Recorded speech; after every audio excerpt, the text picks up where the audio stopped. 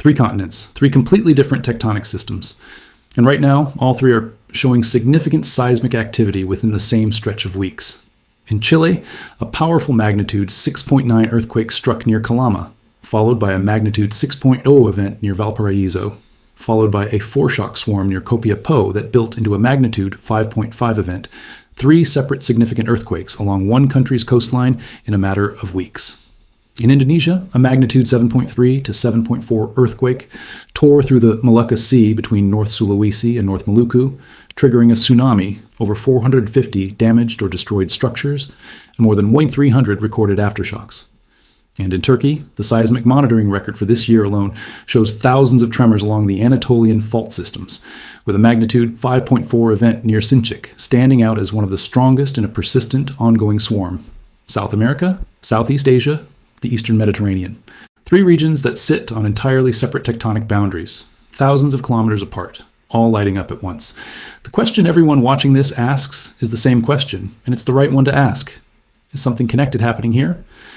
Today we're going through what actually struck in each of these three regions, what the geology underneath each one is actually doing, and the honest answer, backed by the science, to whether this counts as something unusual or something the planet does quietly, constantly, whether we're paying attention or not. Drop a comment right now. Tell me which of these three regions you're watching most closely, or if you've got personal or family connections to Chile, Indonesia, or Turkey specifically. I want to hear from you. And if you want the update the moment any of these sequences develop further, subscribe right now. It's free. A thumbs up helps enormously. Let's push this to 5,000 likes so it reaches the people who need to see it. Now let's break this down region by region. Chile, a coastline that has been building for weeks. Chile sits along the boundary where the Nazca Plate is being forced beneath the South American Plate, a subduction zone responsible for producing some of the most powerful earthquakes ever recorded on the planet, including the magnitude 9.5 event near Valdivia in 1960, still the strongest earthquake ever measured by modern instruments. That history matters because it tells you Chile's fault systems are capable of releasing an extraordinary amount of stored energy. And it's part of why every significant earthquake along this coast draws close scientific attention regardless of its individual size. This year's sequence began with a magnitude 6.9 earthquake near Calama, an unusually powerful event for that specific stretch of the coast, striking in late May.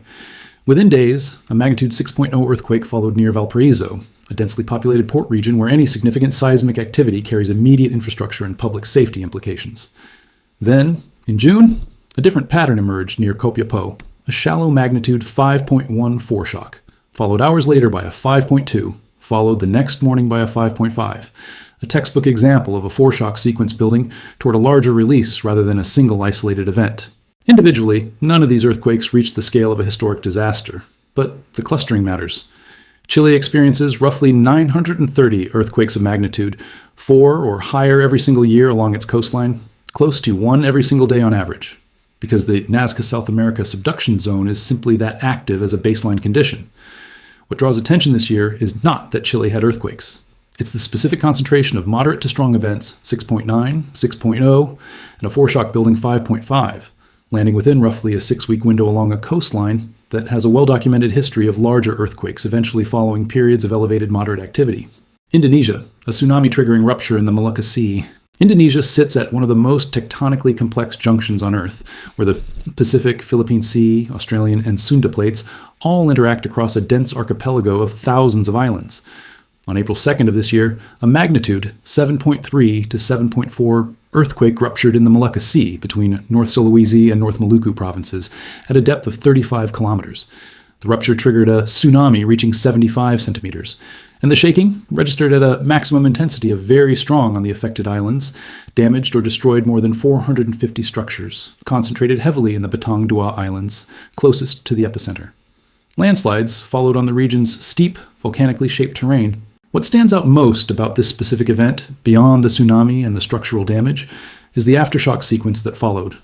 More than 1,300 aftershocks have been recorded since the main shock, an enormous number that reflects both the complexity of the fault structure in the Molucca Sea and the scale of stress redistribution that a rupture of this size produces across a tectonically fractured region. Indonesian seismologists have long studied this specific zone for its unusual double subduction geometry, where oceanic crust is being consumed from two directions simultaneously, a configuration that has historically produced very large earthquakes, including two events reaching magnitude 7.7 in 1932 and 1968. Indonesia did not stop there this year. In February, a separate magnitude 5.8 to 6.2 earthquake struck Pacitan Regency in East Java, hundreds of kilometers away on an entirely different section of the Indonesian archipelago. A reminder that a country straddling this many active plate boundaries can produce significant unrelated earthquakes in completely different regions within the same year without those events being connected to each other in any mechanical sense. Turkey, a persistent swarm along the Anatolian system. Turkey's seismic story this year looks different in character from Chile's or Indonesia's. Rather than a small number of standout large events, monitoring records show a genuinely enormous volume of seismic activity distributed across the country's fault networks throughout 2026, with a magnitude 5.4 earthquake near Sinchik standing out as one of the strongest individual events within an ongoing persistent pattern of swarm-like activity. Turkey sits atop the North Anatolian and East Anatolian fault systems, both extremely well-studied strike-slip faults responsible for some of the most destructive earthquakes in the country's modern history, including the devastating 2023 Kahramanmaraş earthquake sequence that killed tens of thousands of people across Turkey and Syria. The sustained elevated seismicity across Turkey this year reflects the country's position along the broader Alpide belt, the vast earthquake-prone mountain system stretching from southern Europe through Turkey, the Caucasus, Iran, and Pakistan into the Himalayas, a zone second only to the Pacific Ring of Fire in overall global seismic output. Turkish seismologists monitor this activity with particular attention to the North Anatolian Fault's westward progressing rupture history, the same historical pattern that has geologists closely watching the locked segment of the fault directly beneath the Sea of Marmara, just south of Istanbul, where stress has been accumulating since 1766. A persistent swarm pattern like Turkey's current activity is not, by itself, a reliable predictor of an imminent larger event. But it is exactly the kind of sustained background signal that keeps Turkish monitoring agencies watching the Marmara segment and the broader Anatolian system with heightened attention, given how directly this fault network has affected millions of people in the recent past. So, is this actually connected? Here's the honest scientific answer, and it's worth sitting with rather than rushing past. No, Chile's subduction zone, Indonesia's Molucca Sea double subduction system, and Turkey's Anatolian strike-slip faults are geologically independent systems separated by thousands of kilometers of crust, ocean, and entirely different plate boundaries. An earthquake in Chile does not transmit stress to a fault system in Turkey. There is no mechanism by which a rupture in the Molucca Sea influences seismicity along the Anatolian fault. These are, in the strictest geological sense, three unrelated stories that happen to be unfolding in the same news cycle. What connects them instead is something simpler and honestly more useful to understand.